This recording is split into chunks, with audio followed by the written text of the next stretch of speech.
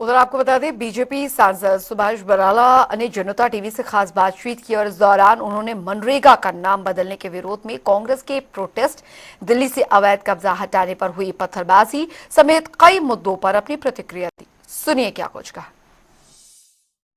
हमारे साथ में बीजेपी सांसद सुभाष बराला जी बात करने के लिए मौजूद हैं। वीबी जी राम जी लेकर कांग्रेस लगातार सवालिया निशान खड़ी करती हुई नजर आ रही है। सर, कांग्रेस मनरेगा बचाओ संग्राम इसको लेकर आगे बढ़ेगी, एक दिन का उपवास भी रखा जाएगा और तमाम तरीके से प्रदेश में प्रदर्शन भी जो है किए जाएंगे। कैसे आप देख रहे हैं?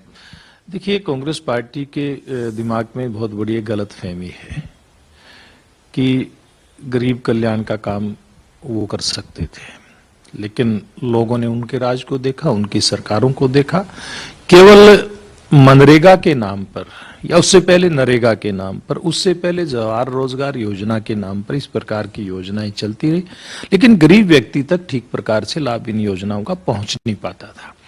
इन योजनाओं में बड़े लूप होल थे।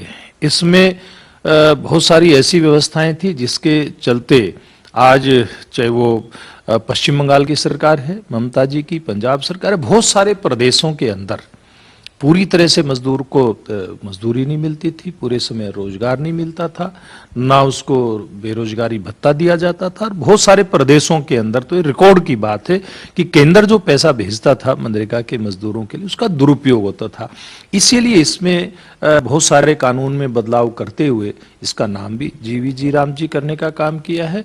और इस प्रकार की जो भी व्यवस्थाएं थी जिसके अंदर भ्रष्टाचार भी होता था, सारी व्यवस्थाएं आमूलचूल परिवर्तन उनमें करके पूरी तरह से बदल दिया गया है। पारदर्शी ये कानून के सभी नियम होंगे और उसके चलते भ्रष्टाचार भी इसमें न्यूनतम स्तर पे जाएगा, ये बात मैं दावे के साथ कह सकता हूं।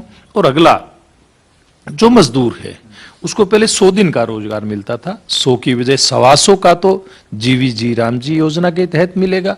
अगर कहीं कोई सरकार या कोई क्षेत्र विशेष में अगर पूरा रोजगार नहीं अगर वहां की व्यवस्था में दे पाएंगे तो उसको बेरोजगारी भत्ता देने का काम किया जाएगा। उसकी पेमेंट अगर डिले होती है, अगर 1 सप्ताह उसको नहीं मिलती है तो सुनिश्चित किया जाएगा कि 15 दिन के अंदर उसको ब्याज सहित उसका पैसा मिले।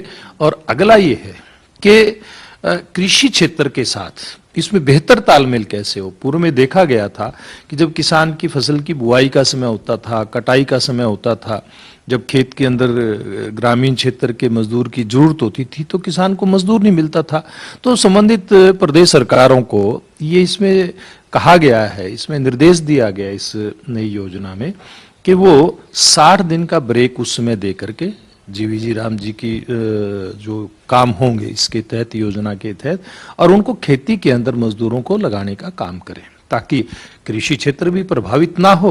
और 125 दिनों के साथ साथ उस जीवी जी राम जी योजना के तहत काम करने वाले मजदूर को अतिरिक्त मजदूरी भी उन दिनों के अंदर मिल जाए। तो उसकी बेहतरी के लिए काम हुआ है, ये मजदूर और किसान की बेहतरी के लिए हुआ है।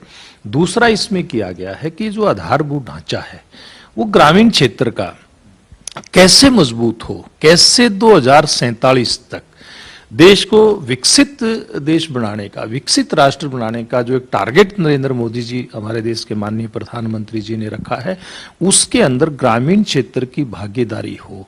उसमें जल संरक्षण का काम भी उसमें किया जाएगा, पर्यावरण संरक्षण के काम भी किए जाएंगे, आधारभूत ढांचा भी मजबूत किया जाएगा, खेतों के रास्ते तक बनाने में जल के कोई ऐसे मार्ग हो सकते हैं, पक्के नाले बनाने हैं, पाइपलाइनें बिछानी हैं। इस प्रकार के हर काम के अंदर वहां की ग्राम पंचायत, ग्राम सभा में जो भी इस प्रकार का काम तय करेगी, पास करेगी, वो करवाने का अधिकार होगा।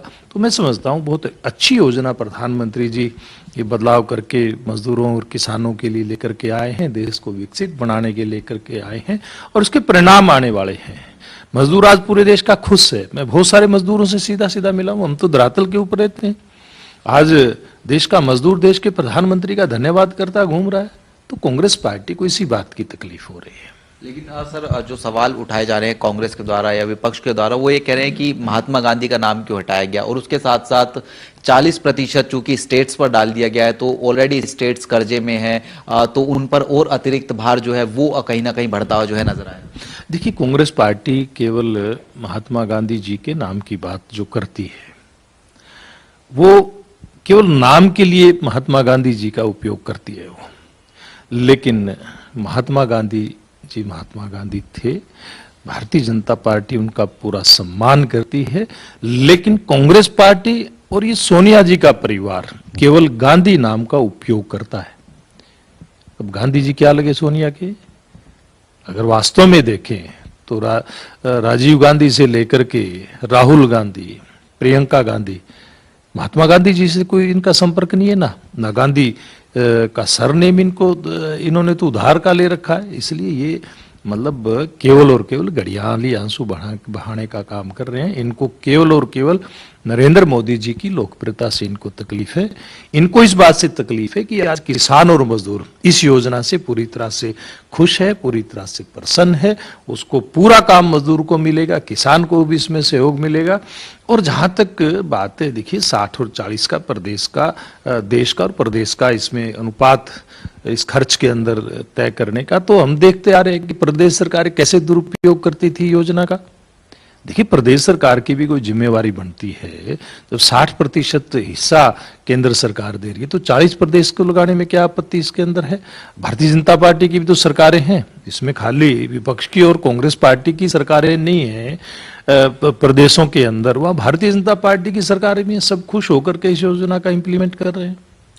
सर एक सवाल, जिस तरीके से कल दिल्ली में देर रात को डेमोलेशन देखने को मिलता हुआ नजर आया, पत्थरबाजी कहीं ना कहीं उस इलाके में की गई, सर कैसे इस तरीके के जो सामाजिक तत्व हैं उनको आप देख रहे हैं कि एक तरफ एमसीडी कार्रवाई करती है और दूसरी तरफ जो है पत्थरबाजी होती है नजर?